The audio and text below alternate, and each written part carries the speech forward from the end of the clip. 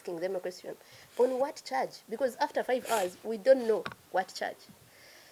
When I was being questioned, questions moved from Bonnie's gadgets, and I said, I don't have them. You came to my room, the only property of Bonnie's, you saw it, you checked it. From Bonnie's gadgets to what are you doing in Tanzania? Okay, when did it become a crime to go to Tanzania? But I came here legally. My passport was stamped. There's no notice anywhere that has said Tanzania is not allowing nationals into its country. Why were you at Tundu Lissu's trial? One, I know Tundu Lissu. Two, I am a journalist. Part of your job is to be at a trial. Three, it was a public trial. I wasn't the only one there. It was a full court. How is it possible that I'm the only one here being questioned about that? Why didn't you bring everyone who was there? And many were evidently not Tanzanians. They were whites. Tundu Lissu's legal team introduced diplomats that were there and us that had come from East Africa to observe the trial. Then it became, so they are going through my passport. They had taken it from me, and they are being angered by my passport having so many visas. So that's where this whole narrative of whites have sent you to disorganize us came from. Why do you have so many visas? How do you travel to all these countries? Where do you guys make your money?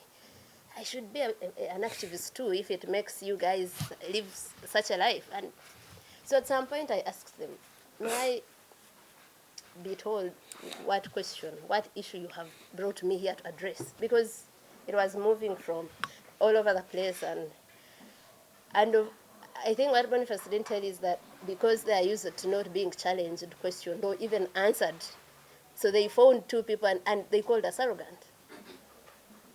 But it was confidence of, I haven't committed any crime. I know my rights. I haven't broken any law. So every time you're asking me a question, I am going to answer. And there are questions they would ask, and I would say, but how is this question related to why I'm here? Do you have children? I said, what have my children got to do with this? And like Bonnie said, so we are being questioned by so many people. That room had, I think the room at the immigration office had around 7 people. All of them, every time I say something, they jeer with so much anger. It was as if we had done something very personal to them. So up to the point where we go to the police station. And this is something I've wanted to emphasize. So I come from a country that is also very dictatorial, full of impunity, but I never thought that one day I've found a country that is worse, a government that is worse. So my shock was that we are in the hands of public officials. They picked us from the hotel. They told our colleagues, because the Elder General Ulimwengu asked the guy, I remember the first name being George, what's the issue? Why are you taking them? And they said, just for them to help us with some investigations, answer some questions. So the feeling was that let's not be accused of blocking any form of investigations. We have gone to answer the questions they have, however ridiculous, however disagreeable they are. But so these people know that the world, many people already know we are in their hands. We are taken to a police station. We're in the hands of a police officer. I am sure, like in any other East African country, even in Tanzania, the mandate of police officers, the core one is to protect citizens and their property. So we are in the hands of people that are supposed to protect citizens.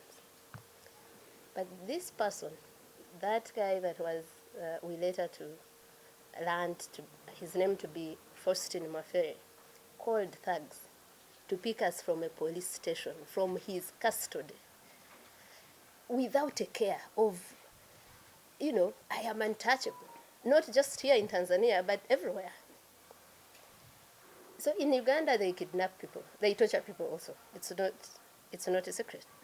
But at least they kidnap you from a street so that no one knows who exactly is responsible for this. And many times they would deny, no, we don't know where he is or where she is. Here, the public officials were not afraid at all of being the ones to call thugs. send us to thugs to do what they did to us. And for me, that's a level of impunity that I cannot fathom, that we are at that stage where people, of course, when I was still shocked, I saw members of parliament also saying Martha Karua should have been raped or sent back home on oxygen, and they were openly in parliament. If that doesn't scare East Africans, that we are at that barbaric level, and for them, sexual violence is a go-to thing, like it's the first thing they think of. So anyway, so when we were talking, what they did to Boniface is exactly what they did to me. They get me out of the car. After they took Boniface, they had increased the volume of the gospel music they were playing. At first, I didn't know why, but I had Boniface screaming, and I knew they were trying to block that, me from hearing that.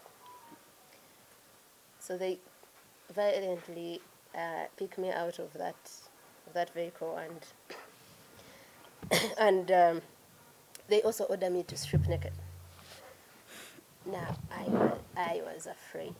You know, many people think I don't get afraid. I mean, I know people who say it seems fear is not in Agatha's DNA, but I was afraid. You know, I first got afraid when they blindfolded us. I think I had a moment of like almost a panic attack, because always my fear was being tortured. I always thought, I wish the day they get me, I have like poison and I swallow it, so that I don't go through so much pain, so much humiliation. So I was afraid when they picked us up, and then I told myself, there's nothing you can do. There's no way out. There's no one saving you. You are blindfolded. You are like that sort of suffocation where there's no way out. So I found myself having this calm of accepting, whatever happens will happen. You have to prepare yourself for it. Now, when they say take off your clothes, I realized that I hadn't prepared myself for that. So, of course, I hesitated. I'm so afraid.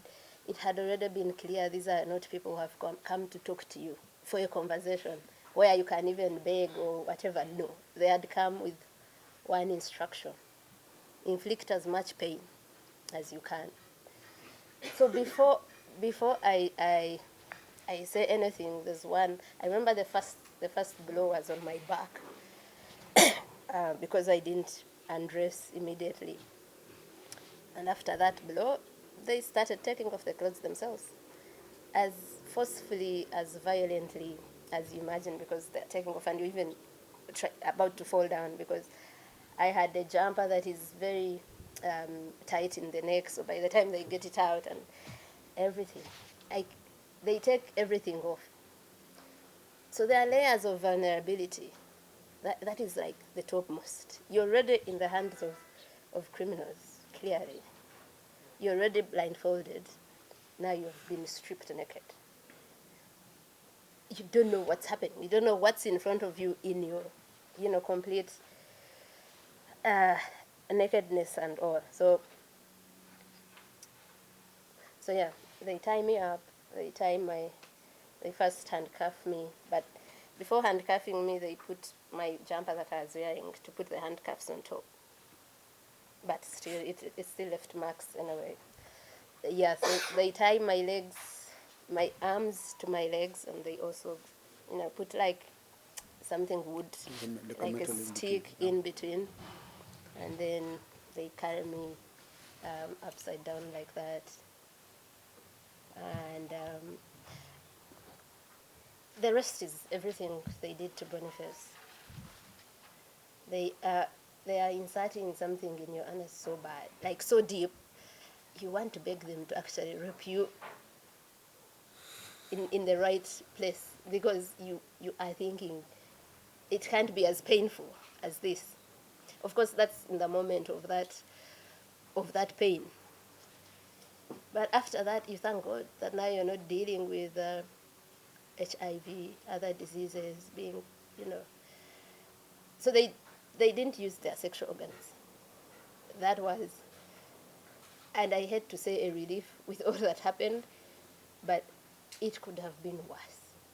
I didn't see a way out of that. I didn't think we'd get out of that alive. It brings me to what I have, wanted to tell the citizens of East Africa. We are alive because of you. And it's important that we've now understood that as East African citizens, we are on our own. We are on our own, and we were saved by you, ordinary people. No guns, no office, no money, no nothing. The noise everyone made. They had thought it would be like those Tanzanians that they kidnap and torture and kill, and it goes quietly. No one knows them. So I think when he's talking about his government letting him down, at least they pretended and put out a statement. Mine didn't. Because for our governments, it was good riddance. Someone else is getting rid of our headaches. Why would they care about that? But the people of East Africa who have now understood that we only have each other. We have no government. We have no police that, as constitutionally mandated, that protects their citizens. And you guys showed up so big that that our tormentors, when they took me from Dar to another place, if you check the distance from Dar es Salaam to Mutukula, the border with Uganda, is about 1,480 kilometers. So I was driven that distance.